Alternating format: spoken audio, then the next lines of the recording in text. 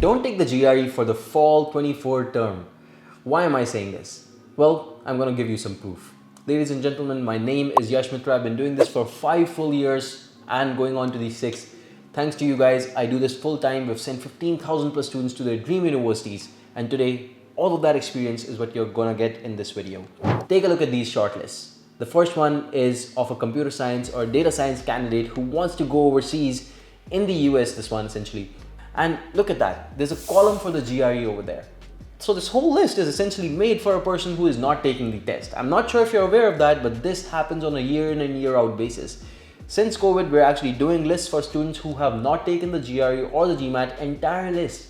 So this student can still make it to quite some decent universities. And by the way, did you know many of these students come out with much higher scholarships than GRE taking students as well in many cases.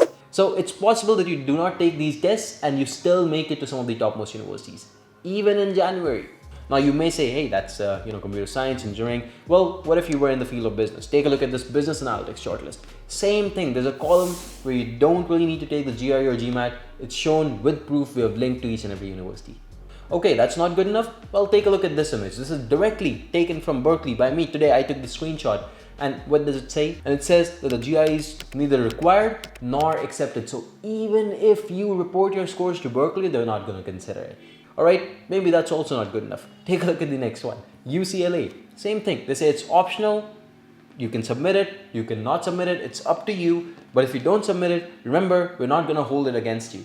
It does not mean that you're not going to get the admission or that you are at lower priority than other candidates. It's clearly written over there. One final one over here. Take a look at this one. Cornell says the GRE score is not required. As simple as that. Many programs, many universities waving it off. And we actually have a list of 60 universities on our website. On YMGrad.com, you can find this article. Every single university waving it off for many programs, GRE, GMAT, all of them waived or optional. And you can actually take advantage of these lists that we're publishing on a yearly basis, right? 60 universities this year that don't really require it, and these are some of the topmost universities you'll ever find. On top of that, guys, one more resource I have for you. You go onto the admits rejects page or the decisions page on YMGrad.com. You can actually filter by finding the admitted people who did not take the GRE and GMAT and got admits in the last couple of years. If you want, you can even chat with them. You can even see how many of them got scholarships. All of these facilities, by the way, are given out to you for free, my friend. We're not charging you anything for it. This is free data available to you and you can use it. It's your decision whether you use this data or whether you don't. But we have made it free to every single one of you watching this. So the big question, guys, should you take the GRE or GMAT or should you skip it? I think this is an answer that requires a case-by-case analysis. I'm going to tell you about 2 cases here. The first case is, let's say that you have a weak profile. Your grades are not great or something's wrong, right? Or let's say you have too many constraints even after having a good profile. What am I talking about? Well, let me give you examples. So there could be a location constraint. Okay, I only want to study in Amsterdam, or I only want to study in Los Angeles, right? These constraints make it difficult, right? That means you're only stuck with a couple of universities. Let's say you have a specific university constraint. I only want to go to University of California, Los Angeles, right?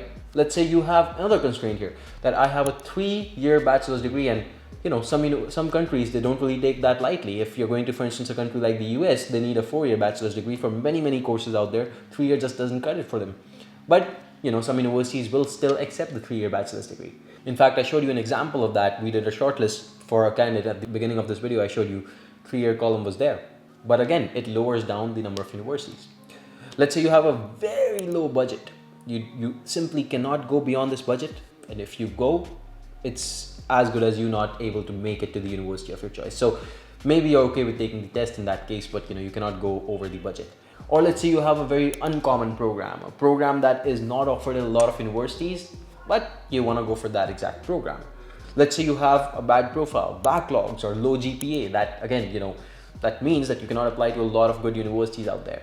All of these constraints shrink the number of universities from somewhere around here to here already. And that means now if on top of this you apply the GRE GMAT constraint that, hey, I don't want to take it, maybe you're just left with these many universities. This is why, and this is the only case where I would recommend take the test. All right. The other scenario, case number 2, is of someone who has a good profile or a decent profile. I'm not saying best, I'm saying okayish profile is also okay. But at the same time, you're going for a common program, right? How does that help? Well, the way that helps is if you're going for, let's say, computer science or MBA, almost every university out there will be offering that. And many of those are waiving off the test, right? They're waiving off the GRE, they're waiving off the GMAT, right? That means you are left with a lot of options. And out of those lot of options, let's say if you remove, let's say 10-20% of the options which are not waiving off the GRE, you're fine in that case. That's completely okay, right? So if you need a list of such universities, you should actually go ahead, start. We have done the groundwork for you. You can start with the blog that I mentioned. We have a list of 60 universities already. All you have to do is take a look at that list and make sure that the universities mentioned over there are waiving it off for your program as well. Add it to your shortlist. Boom, there's your shortlist. Or you can take a look at the profile evaluation and university shortlisting service where we can actually build it. My team actually has a lot of experience doing this for almost every field out there. We can give you a list for your profile where you will be accepted, ambitious, moderate, safe, without the GRE or GMAT required. So the whole point is this. Common program means more options. That means that you will be able to at least shortlist 10-12 good universities for your profile. And having few constraints that you're okay with any location, you're okay with a moderate level of tuition, right? That basically means that you have more options. That means you can basically shrink your list from here to here. That's okay. And even without the GRE, you still have a good amount of universities and you can still go for them.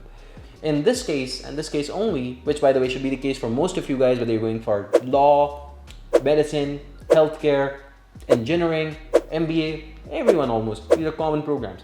You can still go ahead and get that waiver. And even for PhDs, by the way, these waivers are quite really out there. There's a lot of them.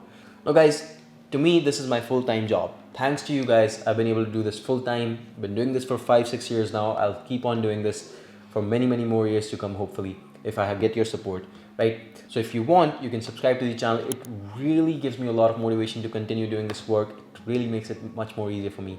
And follow me on Instagram, where you can actually find a lot more content that we put out, which is very different from the content we put out here. It's literally, opportunities that you would not find on our YouTube, because I can't make a video about everything, but sometimes, it's easier to just make a small reel about certain things.